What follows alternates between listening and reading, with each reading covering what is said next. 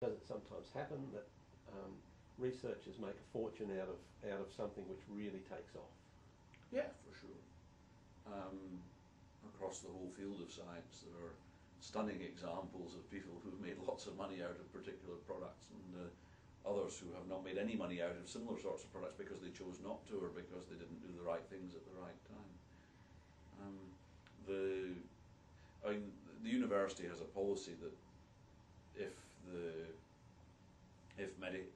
research in general, and that's not just in the biomedical sciences, but in general, leads to a return to the university. I mean, the university owns the intellectual property of everybody that works in it.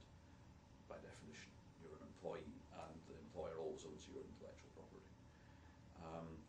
But if it's commercialised, then whatever the university gets, a third goes to the inventors, and a third comes back to the laboratories or institute or department in which the research was done, so that both the people who were roundabout, if you like, and the individuals personally benefit. I was wondering about that because often it's so much a team effort. Yeah, and if there's a team effort in inventorship, then that's acknowledged in the way that the patents are. We'll have multiple inventors. There are patents that I'm on which have 2 inventors. I don't think there's any that have less than 2, and there are some have 7 or 8.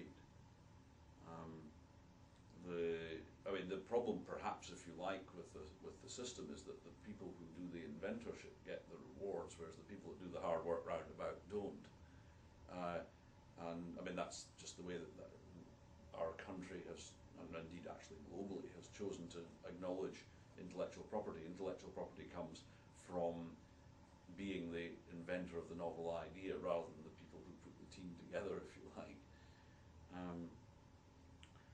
You can argue whether that's the right way to do it or not. I honestly don't have an opinion one way or the other, but it's the one that's legally enshrined. You can't change it.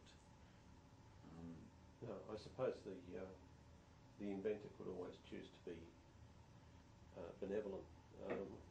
And that happens pretty often too. I have to say that most of the benevolence tends to flow in the general direction of the scientific community in general.